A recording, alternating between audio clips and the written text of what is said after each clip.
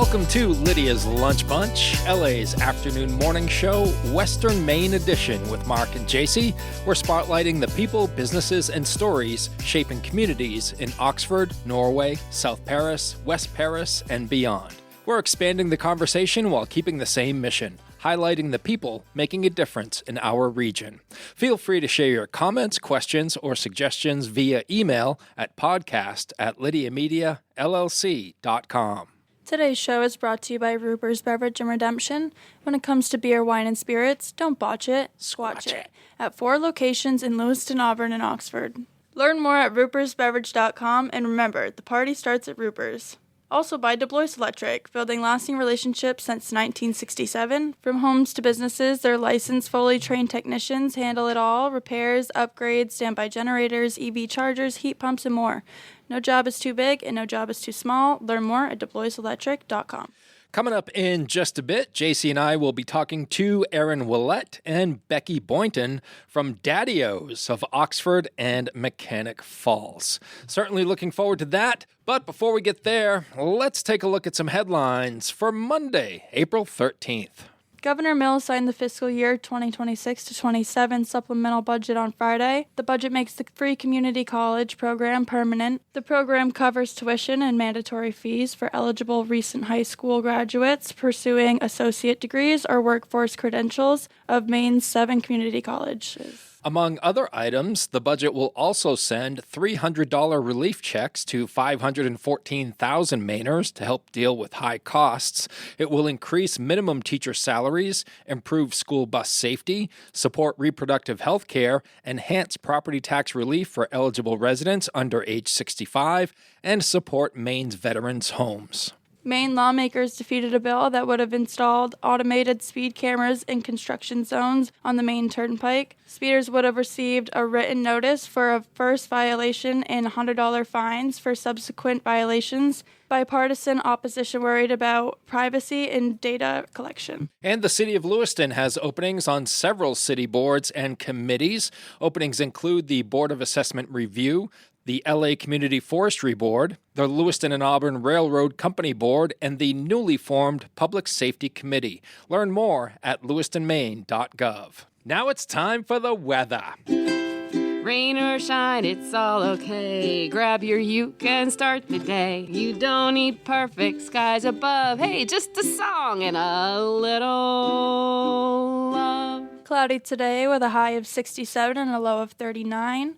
Partly sunny with evening rain tomorrow, high 69 and a low of 50. Cloudy on Wednesday with highs in the mid-60s. In sports, Brian Bayo gave up just 2 runs over 6 2/3 innings, and Wilson Contreras went 4 for 5 with a home run and 3 runs driven in as the Red Sox beat the St. Louis Cardinals 9-3. Boston will visit the Minnesota Twins tonight at 7:30. Sean Corrali had a goal and 2 assists to lead the Bruins over the Columbus Blue Jackets 3-2. The Bruins have clinched a playoff spot and will close out their regular season at home against the New Jersey Devils tomorrow at 7 p.m. The Celtics closed out their regular season with a 113-108 win over the Orlando Magic. The Celtics will play the Eastern Conference's 7th seed in the first round of the NBA playoffs. Game 1 is scheduled for Sunday at 1 p.m. It was a tough weekend for local hockey in the Twin Cities. In the NAHL playoffs, the Maine Nordique season ended yesterday with a 3-1 loss to the Northeast Generals. The Gens won the best of 3 series, 2-1.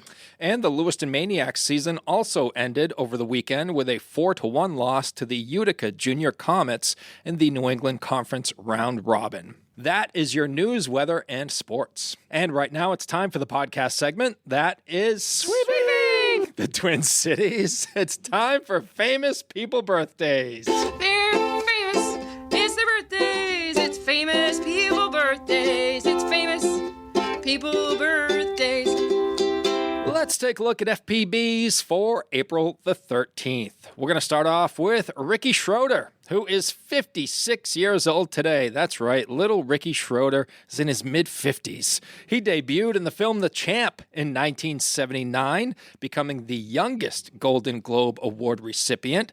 And then he went on to become a bona fide child star on the sitcom Silver Spoons, which ran from 1982 to 87.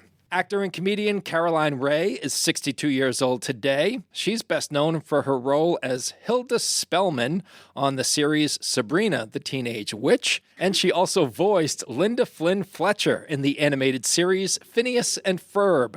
Drummer Max Weinberg of the E Street Band is 75 years old today. You might remember him if you were a Conan O'Brien fan back in the day. He was the leader of the Max Weinberg 7. Actor Ron Perlman, 76 years old today. He played Hellboy, and he also played Clay Morrow in the TV series Sons of Anarchy. Musician and singer Al Green is 80 years old today. You know his big hit, Let's Stay Together.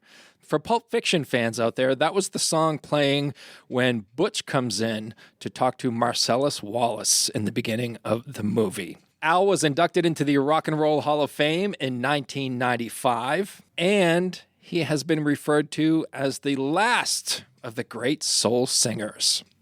And rounding out FPBs for April the 13th is legendary composer Bill Conti, who is 84 years old today. What's he done? Well, he just composed the theme for Rocky, and also Rocky II, and Rocky III, and Rocky V, and Rocky Balboa. And he's not done yet. He also did the music for The Karate Kid, and The Karate Kid Part 2, and The Karate Kid Part 3, and The Next Karate Kid. He also composed music for the film For Your Eyes Only, and Dynasty, and The Right Stuff, which earned him an Academy Award for Best Original Score. He was also the musical director for the Academy Awards a record 19 times. Those are your FPBs. Now it's time for some OTDs. It happened on this day. It happened on this day. It happened on this day. 22 years ago, in 2004, Barry Bonds hit his 661st homer, passing Willie Mays to take third place on the lifetime list. Bonds is now the all-time leader with 762 homers. Too bad he was all roided up. I might have a better feeling about that, but for my money, give me Hank Aaron and his 755 all day long. 29 years ago, in 1997, Tiger Woods became the youngest golfer to win the Masters at the age of 21. Have you seen all of the recentness about Tiger Woods? I have, and you know, that made me think Tiger Woods, talking about Tiger Woods and golfing, that's when he didn't mind using a driver. Yeah, he should have stuck with it. He should have stuck with it. I mean, don't tell me you don't have enough money to hire a driver, Tiger. 61 years ago, in 1965, the Beatles won Grammys for the Best New Artist and Best Performance by a Vocal Group for A Hard Day's Night. That year's Best Instrumental Performance was the Pink Panther theme. 83 years ago, in 1943, President Franklin D. Roosevelt dedicated the Jefferson Memorial in Washington, D.C. Have you ever been to D.C.? Nope. I have. We were coming home from Virginia. We took the kids to Virginia for April vacation, and we stopped at D.C. on the way home. We got to see it. It's pretty sweet. Wow. I wouldn't go to D.C. nowadays, but I hear there's a lot going on. It's a little tense. Yeah. A little tense in D.C. nowadays. Those are your FPBs and OTDs for April the 13th. Whether you want a sit-down meal or a grab-and-go, Pat's Pizza in Auburn offers delicious sandwiches, pasta, salads, and pizza at family-friendly prices. Pat's Pizza, serving the L.A. area since 1985. Open daily from 11 a.m. to 9 p.m. at 85 Center Street in Auburn. Online at patsauburn.com. Dirigo Federal Credit Union is proud to call Lewiston Auburn home. Whether you're buying a house, saving for the future, or growing your business, we're here for you, right where you live. Visit dirigofcu.com and feel the difference of a credit union that truly knows LA. It is our Western Maine edition of the podcast, and we have the pleasure of being joined here at Oxford Hills Mercantile by Aaron Ouellette and Becki Boynton from Daddy-O's. How are you guys doing? Fantastic, man. I appreciate you guys having us out here. Excellent. We appreciate you joining us. Aaron, you are the owner? Yeah, well, Daddy-O's? I'm married to the owner. Gotcha. That's my go-to. I have been married a long time, and we've been in business for 18 years, and she is my boss. So you were the first hire. at Daddy-O's? Yes. Yeah. I'm the first employee. Okay. I deal with all the rest of the employees, and my wife has a bigger job of dealing with me. Gotcha. Yeah. All right. That's why we call her the HR department, and it's basically whenever somebody has an issue with me, they call my wife. All right. That's probably why she's not here. She's in therapy. Exactly. Yeah, right? Yeah. Or she's recovering from something. She's taking a vacation from me. Gotcha. Yeah. Okay. And Becki, how long have you been with Daddy-O's? September will be 3 years, or August will be 3 years for me. All right. Yep. And how are you liking it? I'm not going anywhere. This is my retirement plan. Wow. Yeah. That's a ringing Yep. endorsement right there, Yeah, if I ever heard one. Fantastic. I just absolutely love what we do for the community, and Aaron and Amanda are just some of the best employers. Just I best didn't around. pay her to do this. No, not at all. No. I swear. Why does she have her hand out then? She's getting ready to slap me, really, Mike. That's what it is. So for folks who may not be familiar with Daddy-O's, Aaron, what's it all about? What can you tell us about it? So yeah, it's a 1950s themed diner. We got two locations, one in Oxford, one in Mechanic Falls. The Oxford one is like the anchor store. It's been there again since May of 2008. The Mechanic Falls location's been there since 23, so we're going on our third year there. But we just give comfort food. It's everything. We try to make as much as we can in-house. We take care of people as best we can in the community, and we try to make a little bit off a lot of people so we don't have to rake anybody over the coals. And as long as our bills are paid, we're good. So it's kind of, we learned a lot of what not to do in other companies. So now we just said the heck with it. We want to treat people better. We want to, both customers and employees. And that's kind of what we are. It is a novel concept, what you just described. Yeah. In business. Yeah. From both an employer standpoint and a customer perspective, I think we have no rules. So when you come in, you want to make something up on the menu. If you see ingredients, swap around. I don't care. If you got money and we got food, we'll trade. It's a very simple process, but it's about giving somebody what they're looking for a meal, but giving them good entertainment. I see people 5-6 times a week, and it's their social hour. There's quite a few of our clients are older, and this is their social time. They see their regular faces every day, and it's more about the community. And then as far as the staff goes, hire them, train them, get out of their way, let them do their job. Are you hiring? Yeah, come on over, man. Jacey, don't tell Pam. Yeah. I'm coming too. What are you talking about? Hey, listen, I got dirt on Pam, so if she doesn't treat you right, you let us know. Both Becki and I know some dirt. We've known her a long time. Yep. So we'll have some good times. All right, you can tell Pam. Yeah. Where did the 1950s theme come from? So my wife and I grew up with parents who were basically raised in the 60s and stuff. And I was raised with all that music and stuff. And we've always wanted to have a comfort place because we can serve you a white cloth meal. No problem. We're good for it. But I don't like pretentious. I don't like uppity. I don't like, hoity-toity. If you can't pronounce a food, I don't want to eat it. I mean, I can cook it for you and I'll charge you for it, but it's not fun. Right. So we try to figure out a way, and we've always loved diners. So we just said, the heck with it. Let's do something comfortable that everybody can feel good at. And I mean, like I said, we don't have rules. If you walk in and I'm literally the farthest point of the dining room, I'm going to yell hi to you. And you can tell the locals versus the tourists, because the tourists are like, what the heck is going on? Who's he yelling at? Right. And then the locals are like, oh, it's just Aaron. Hey, what's up? How are you? But no, we wanted to do something comfortable. We love the music. Black and white checker floors, license plates everywhere. We play 50s, 60s music. It's just, I don't know. It's very relaxed. I want to know the story behind the license plates. How did that start? Yeah, we have a couple. So if you've never been location, either location, we have about, I would say, 8,000 or 10,000 license plates that are hanging on the walls. And it all started by one license plate, and it's Quick 66. And that one license plate was on my dad's 1966 Fastback Mustang that he never let me drive. He would only let me wash it whenever I wanted to. He gave me the license plate, and I thought he was giving me the car, and I freaked out. And then it turns out he sold the car out from underneath me, thinking I couldn't afford it. So we hung it out of spite, out of the first place. And a bunch of guys wanted to know, so I told them, and they brought in more plates, and more plates came. And now it's like, that's the thing. I mean, I've been to places where they have dollar bills hanging up on the walls. It's very similar. There's a lot of memorial plates. People just say, oh, hey, I've got one. You want it? Sure, no problem. And it just kind of took off. We never had designed it that way. Just never. I just had 4 screws and a screw gun and was like, the heck with this. I'm putting this on the wall. And now I never have to paint the walls ever again. So That's great. yeah, but that's where it all started. And we still get 3 to 5 a week. People still bring them in. They always ask if we have room, and I'm like, oh, yeah, I've got plenty. We'll figure it out. Haven't run out yet. Are they going on the ceiling when the walls get Eventually, yeah. I'm trying to get fireproof, and I think that is the way to do it. Yeah. Yeah. Tell us a little bit about leaping into entrepreneurship. Were you an entrepreneur before Daddy-O's? No, believe it or not, we were. My wife was a regional training director for a major chain restaurant. Okay. And I was a managing partner for a chain restaurant. And we found ourselves stuck in the middle. So the higher ups just wanted profitability and labor numbers, and your staff's not doing this and that. And then the staff was so good, every time one of the higher ups would come in, you'd try to be a filter and just eat all of their grief, so that way it didn't carry over to the staff because you didn't want turnover. And it was the most miserable we've ever been. And then my wife and I had our first son. We were still doing the restaurants. We had a second son, and my wife stayed home.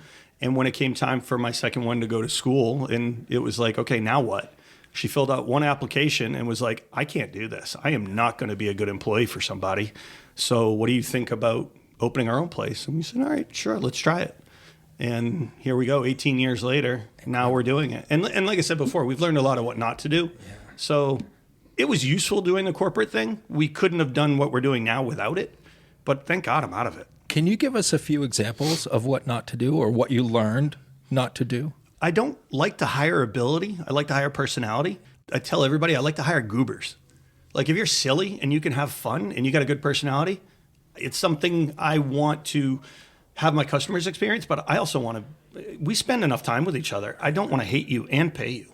So if I'm going to pay you, I want to have fun and be silly and, understand you can take your job very seriously, but not yourself. So that's one of the things we learned is don't be so serious. Like if you stop worrying about the business side of it, the business side of it will all fall in.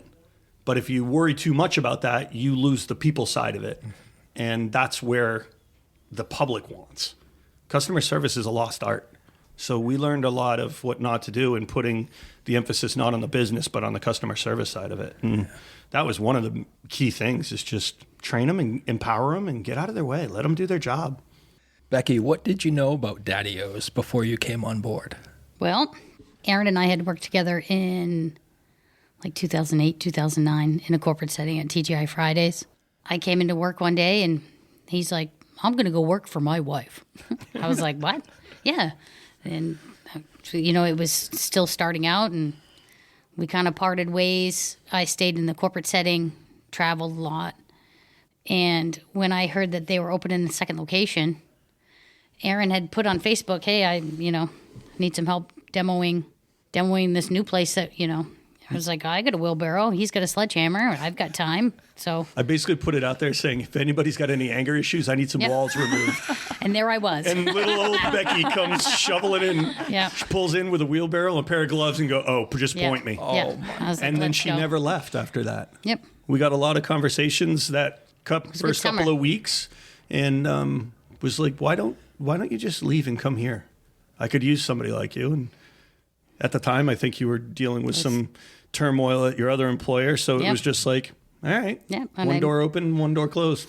I moonlighted the other one for a while and came to a crossroad and I had to choose one or the other. Yeah. And Aaron and Amanda just treat their employees so wonderfully. It's just, it was a no-brainer.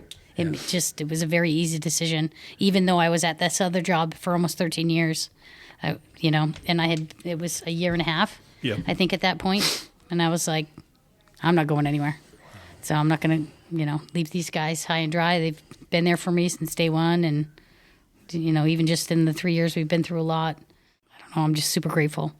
And I'm super grateful to be a part of it because I'd see it from the outside. And then, all these car shows with the Special Olympics and, watching people really benefit from their kindness and, the food pantries just thriving. And now it's like, I want to be a part of that. And I don't know. I brought my wheelbarrow. That's how it started. That's how it started. Mm-hmm. Yeah. Aaron, not only do you care deeply about your customers and your employees, you also care deeply about your community. Yeah. You've done a lot of good here. Yeah. I want to give you an opportunity to brag a little bit. We don't like to boast, but this one I absolutely will. We have a nonprofit called Daddy-O's Act of Kindness Foundation, and we established it a few years after being open. And it all came about because when my wife and I were young parents, we were really down on our luck. I was in a very tragic car accident, and I went from being on the top of everything that I needed to be down to a bankruptcy with a 6-month-old, and turns out we were pregnant again. So we had nothing. Nobody was there to help us. We looked good on paper, but we couldn't qualify for anything. And that really upset us and kind of motivated us. And we always said, when we get to a point where we're financially in a stable spot, we are going to start helping people. And my wife came up with the idea of doing a nonprofit. And at first it was just going to be hunger-related issues. And now it has done everything from heating assistance to drug substance abuse. Again, the food is the primary one, but we do, domestic violence. We do whatever needs to be done in the community. And it's just a really, I don't know, I don't like to pay for advertisement. And I hate to say this, but taking an ad out from a business perspective is, what's your return on your investment? I might take $1,000 ad out. What do I get back? Maybe $1,050, maybe $1,500 at best. But if I take $1,000 and I put it towards one of these programs, or if I go buy groceries with it to give away, or if we buy food to do a free car show for everybody in the public to attend without fee, I get a return on my investment of the goodwill of the community, and I'm doing the right thing.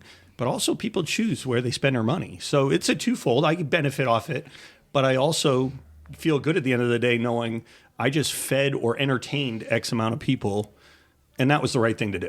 We're pretty fortunate. Over the years we've been together as a nonprofit, I would say we've given, upwards to $120K. Wow. Yeah.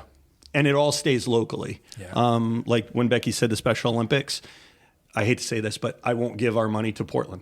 I don't care. Our money that is donated from the Oxford Hills, Lewiston, Auburn communities, they stay in those communities. So the kids that are here that need uniforms, or the families can't afford to send their kids to a Special Olympics outing, well, that's where our money comes in, and we take care of it that way. And all the food stays locally for anybody who's hard up and falls in that gray area between the state government support and not having anything. Yeah, it kind of motivated us when there was nobody there to help us. So it's kind of what we do now. It's fun. I mean, it really is to see somebody go through our pantries, and you can kind of see them a little bit scared and almost like embarrassed. And then when you go out and go, did you get everything you need? Because I have more out back. And they light up like, you're not asking me, like, why are you here? You're not judging me. There's no paperwork. No red tape. Yeah. I mean, we did, for COVID, we gave out free meal Fridays for 7 or 8 weeks. Every Friday we'd open up for free and do drive-thrus. And this is actually where I got slapped in the face with some humility, and I became humble really quickly. I saw this guy in this truck that was way nicer than mine. And I'm like, what in the heck is this guy in the line for? He does not need to be here. These people need this meals. And he got to the front of the line. And here we are in masks and stuff, and I'm handing him food. And he rolls down the window and goes, listen, before you even say anything, I'm delivering to a bunch of people in my neighborhood. My in-laws are locked in and this and that. And I just felt like 1 inch tall going, how dare I judge you? And then he came back an hour later and asked for more because he was doing it. And it was really exciting to give it back, but I felt like a dirtbag. I'm like, here it is. I'm giving free food out and I'm totally judging you, saying you don't belong here. And I'm like, yeah, that's what happened to me all those years ago. That was the big slap in the back of the head to say, okay, shut up. Don't judge. Just help. So, and that's kind of what we stick with. How did you get through COVID? On the backs of the community doing takeout meals. And I had a very sweet few benefactors that wanted to take COVID money from their businesses and flow it into mine. So they didn't give us the money. They actually purchased pre-made meals for me to hand out to the community. So I would say, hey, this one is sponsored by this business this week. And they would pay us. We would order the food from a company. Company would deliver it. We would make it, and then we would hand it out, and we would bring that in as sales. Yeah. And it carried us all through. We were still upside down, but it carried us. And then my landlord, we didn't have the Mechanic Falls location, but my landlord in Oxford said, don't pay me. Just don't pay me. Don't worry about it. And I was like, okay, well, I'll catch up with you. He goes, no, you don't pay me. And it was people like that took care of us through COVID to make sure we could still sustain it. So amazing. Yeah, it's pretty neat. Very amazing. Yeah, it's pretty neat to see that there is still kindness out there. Yeah. there are a lot of kind people out there. You do have to look at it. Yeah. And I think what the problem is, and what we try not to do as a company, as far as a nonprofit or the company, is we don't pay attention to the loud, obnoxious. We try to look for the quiet, silent ones that are making more actions and seeing how they're treating others. And we're like, okay, we want to be like that person. So it's out there. But that's kind of how we base our company and our nonprofit on, is take care of people. Becki, what does it mean to you personally to work for a company that is so committed to giving back to its community? I'm just really proud to be involved in something so I grew up with Amanda. Amanda's his wife, founder, and she was a year ahead of me. And Amanda was always the nicest person in school. Quiet, but genuinely the nicest. We had mutual friends. We would all sit at the same lunch table. And I knew that Amanda was going to grow up to do really great things in her life. I just knew it. And it makes me feel really proud for Amanda and for this community that those really great things stayed in our community. And I think that's really, truly what makes a community, because we wouldn't be successful without the community. The nonprofit wouldn't be successful without the community. We wouldn't be able to, we've got 50 families that depend on us, and we wouldn't be able to do that without the community. So it's really just about giving back, receiving it. These are the people that sit in our seats. We want them to sit in our seats. Why wouldn't we support them? I don't know. I just really knew Amanda was going to do very good things. And I'm just Honestly, so glad. man, I married up. I totally married up. Completely I can married relate. up. Oh, yeah. Yeah. No, she's a way better person than I am. Yeah. Yeah. So it just makes me proud to be a part of that. Yeah. Yeah. We haven't talked about the menu yet. Yeah. What? How would you describe Daddy-O's menu? Simple, pronounceable food. How's that? We're not classy. We're not. It's fun. Yeah. I don't know, fish and chips, eggs and bacon and breakfast. It's simple items made really well with great employees in a clean environment. We don't have a corporate menu, so it's stuff that we get bored of making, so we'll flip it around. We'll change things up, and we run daily specials, but it's all home-cooked food at a traditional diner that you would have seen back in the 60s. Meatloaf, shepherd's pie, for lunches. We have a dish in the morning called the hot mess. I think you'd probably fit that mold pretty well. I'm just saying. Thank you. You're welcome. We are what we eat. Yeah, we are what we eat. We're not classy. The cholesterol may go up, but He's known me for 20 minutes and he has me pegged. Hot Mess Express. yeah, it is. It's because you showed him the glasses. Yeah, your glasses have folded up. I could kind of tell right there. This is a guy I can hang out with. But the hot mess is super popular. Corned beef hash, beans, onions, home fries, everything piled into a bowl, because everything tastes better in a bowl. I don't care who you are. Yes, I agree. The people that separate their food on the plate, I laugh at them. I'm like, no, throw it in a bowl. It all goes the same place. Yeah. But we just have a comfortable menu. And like I said before, if there's something that somebody says, wow, I really like the sounds of that, but I like the sounds of that too. Okay, well, let's combine them. Let's do something. I don't care. We're not pretentious. Substitutions are good. We don't say no. We say yes more often than no. But it's more the comfort environment. Like when you go in there, I want you to be able to be comfortable and call us out. If we make a mistake, say something. We'll fix it. I don't get butthurt over things. And it is what it is. Where'd the name come from? So Daddy-O back in the 50s and 60s was like, hey, it's like a cool cat saying kind of deal.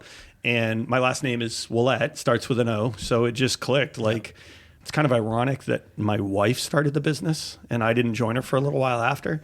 So she named it, I don't know, selfishly after me. Maybe. I don't know, maybe. But she'll say it was because of the saying, but I know it was because of me. But yeah, that's where Daddy-O came from, is just, if you talk to the older generation, they know instantly, like, oh, cool, Daddy-O's. Yeah. And just kind of a cool, relaxed place to be. Tell us about the decision to open a second location. Oh, God. Didn't want to at all. But we always said we wanted that building. So my wife is born and raised in Mechanic Falls, and that one is sitting right dead on the corner. And we've always just said if that one ever becomes available, we wanted it.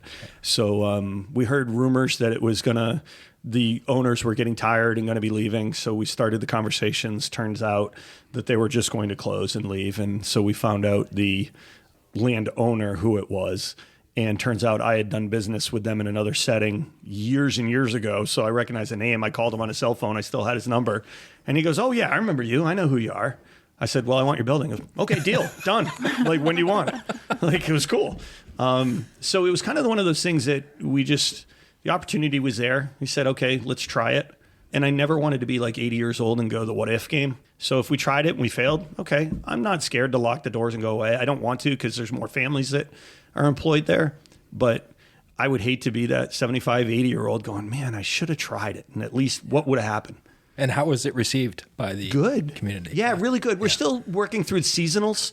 Yeah. We forget often that Oxford's been there so long.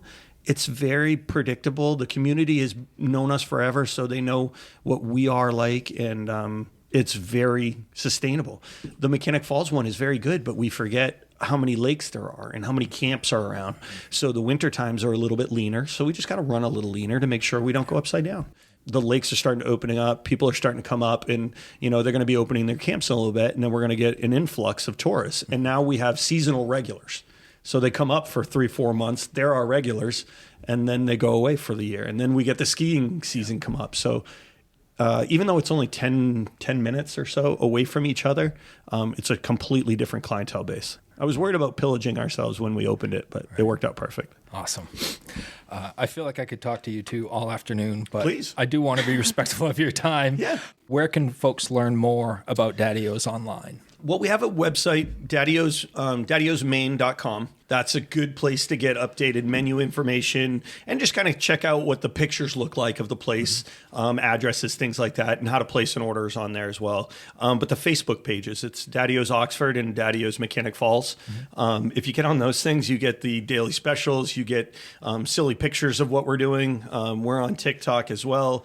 I don't run that. I'm too old. Somebody else younger It's than in me the does infant it. phases. Yeah. It's- So, but we're playing with social media the same way as everybody else. Yeah. But basically, drive on out and try it. If you're disappointed, let me know and I'll take care of you. But if you're not, I'll high five you on the way. And we'll see you next time. Is there anything else about Daddy-O's that we have not covered that either of you would like our listeners to know? Yeah, just be silly when you come in. Yeah. If you want a relaxed place, bring your family, bring the kids, elderly, young, doesn't matter. We don't care. Just come and have fun. We love shenanigans. Yeah. I love them. Be prepared. I tell everybody, I'm a little brother. I don't care who I offend. I'm going to make fun of you. If you come in with a Yankee hat, you're probably going to get crapped on a lot. We're going to have some fun with you. Sorry but that's about your the hat. banter I want is like my house. We almost kicked someone out of our podcast studio because they were a Yankees fan. You should have. How dare you not? I didn't know until like 20 minutes into it. Yeah, I mean, here it is. I just met you and I'm calling you a hot mess. This is what we're doing. This is how we are every day. This is not just because we're on a podcast. And I'm not offended. Inside, I'm going, how did he know? Your wife messaged me earlier. Uncle Andy's Digest is turning 30, and you're invited to celebrate with us. Join us Friday, May 22nd from 6 to 10 p.m. at the Hilton Garden Inn Auburn Riverwatch for a night of celebration. For 3 decades, Uncle Andy's Digest has been Central Maine's community-focused monthly advertising publication, connecting local businesses with loyal readers. Enjoy 90s music from Palo Entertainment, hors d'oeuvres, a cash bar, in recognition of our longest-running advertisers, and much more. Find all the details in the latest issue of Uncle Andy's and on Facebook. We can't wait to see you there. So we do like to close out the show with a segment called 3 Random Questions, where we'll ask you guys questions that have nothing to do with Daddy-O's. We're just trying to get to know you a little better. Okay. All right. Rendo. So we'll start with Aaron.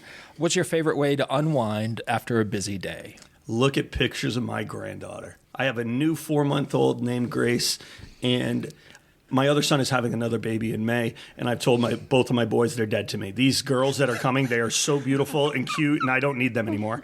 So as long as she coos and ahs on a video to me or a FaceTime call, I'm totally good. Outside of that, summertime kayaking. Yeah. All right. Yeah, and I'm not putting on a show. I actually told my boys that, and they both were like, yeah, I'm not surprised.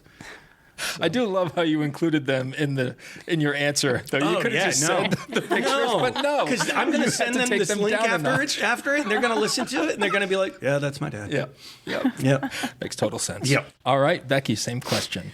I'm an avid cyclist, so with this warmer weather, I'll be riding my bicycle into work, and then at the end of the day, I'll take a quick ride out to Rang Pond. It's like a 16, 17-mile loop. That's kind of my summer gig, and kayaking. Other than that, I just spend time with my family and my cat, Oliver. Yeah. He's a little naughty head. What breed is Oliver? He's just a tabby cat with, lots of white on him. He's just I picked him up at my cat. I had to have my cat put down. He had kidney issues, so my vet donated a bunch of money to a shelter out in Kennebunkport, so I drove all the way out there. It's like, well, that's a sign.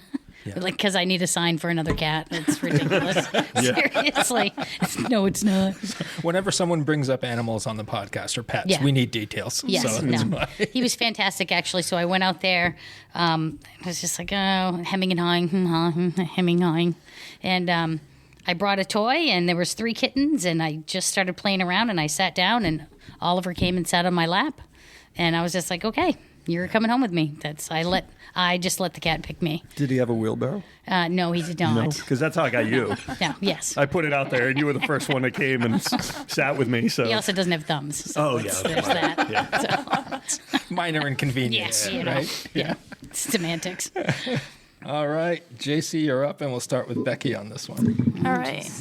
Well, earlier you mentioned that you did a little bit of traveling, and I'm going to assume that you've at least left Maine before, maybe? Yeah, a couple times. All right. A few. Yeah. All right. What's been your favorite trip? Australia. I was in the military for 6 years, and we ended up doing what's called a sea swap. So we flew out to Singapore, was on a ship for 6 months, and then we pulled into Australia and swapped the cruise. And then but that gave us 7 days of liberty in Australia. Cairns, Australia, check it out. Totally awesome. Fremantle, Perth, Queensland, amazing. Like some of the nicest resorts, super nice people, horrible beer. Just my kind of time, you know what I mean? Just bunch of Navy people with horrible beer. Yeah. I know. Go figure, right? That was probably, I don't know, maybe it was because it was 7 days. I would say Singapore would come in a hot second. It's like New York City, except for nothing. Actually, it's just like New York City. Everything. It's wonderful. Fewer middle fingers, or probably. Yeah. The crosswalks there are crazy. It's just I don't know, if you haven't been to Singapore, go check it out. It's really the first language over there is English. It's amazing. Really, really good time. Very good Liberty Port, and it's super clean. Super clean. It's like a $2,000 fine if you get caught littering. You can't chew gum. They have all types of very, very strict laws, but it makes for a very clean environment. Super clean. It's a little bit different than New York. Much different than New York. Yeah, you could always tell when the American sailors were in town because it's just like, oh, jeez. Yeah. I would say my last trip was to Ireland, and it was a lifelong dream, and I would go back over any other place in the world for me. People are so unbelievably hospitable. The country is just gorgeous, and we have no concept here in the U.S. of how young and infantile our structures are compared to theirs. When you just drive by a field and you see a castle that's been out there since 1200, and the guy's like, oh, yeah, what's the big deal? It's a pile of rock. And I'm like, oh, no, that's like 1,000 years old. No, you're fine. Don't worry about it. Yeah, but it just beautiful, everything. Everybody was so pleasant. I've been to a lot of places throughout the world, too, and that's been by far my happiest. All right, final question. We'll start with Aaron. If you could attend any sporting event or live performance in history and have the best seats in the house, what would it be and why? Any Sox World Series. Any Sox World Series. I know there hasn't been as many as the Yankees, and I don't care. But I'm a little stupid child when I get to go into Fenway Park and I walk up and I just see the grass and a green monster. I become like an 8-year-old little boy, and I'm the happiest I've ever been.